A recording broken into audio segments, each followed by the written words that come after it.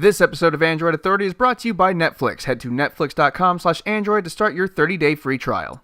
Hello again, ladies and gentlemen. I'm Joe Hindy, the Android Authority app guy, and welcome back to Google Play Weekly. We had a lot of new releases this week. BlackBerry Messenger came out, along with Plants vs. Zombies 2, Dead Trigger 2, and the latest Call of Duty. We're going to talk about that and a lot more, so let's get started. In our first bit of news this week, we'll be talking about Aereo. Aereo is a new television service available in select US cities that lets you stream live television and record to a remote DVR. You can pick up the app for free, but the monthly charge is $8 to $12 depending on which package you want. For cord cutters, this app is going to be awesome, but it is a brand new service, so it isn't perfect yet. For instance, it's only available in a few cities and it doesn't have all that many channels. Hopefully the service grows, but if you just need the equivalent of basic cable, this is definitely worth checking out. Unless you've been living in a closet for the last couple of weeks, you've no doubt heard that BlackBerry Messenger has finally been released. Aside from some release day jitters, people are reporting that the app works fairly well and people seem to be enjoying it.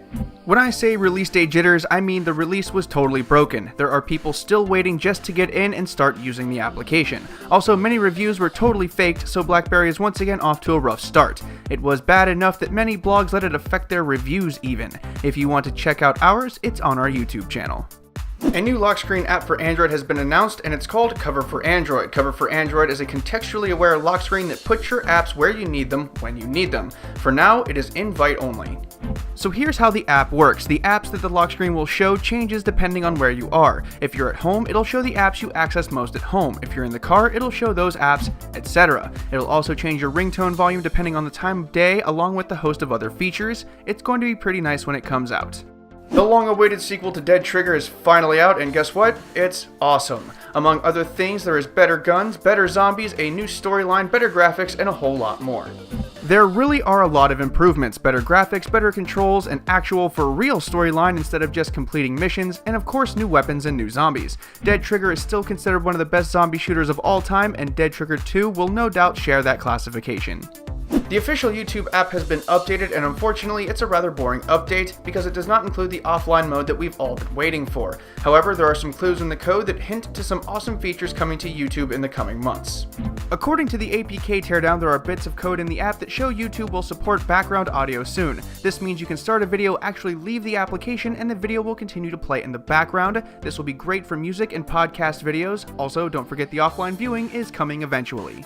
It's time for some more trending applications. If at any point you want to check these out, the links, as usual, are in the video description. First up this week is Final Fantasy V. A slew of updates over the last few weeks have increased stability and squashed a few bugs. Square Enix is currently selling the game for 33% off, which usually isn't a big deal, but this game costs $15 on its own, so if you want it for $5 off, now is a great time to get it.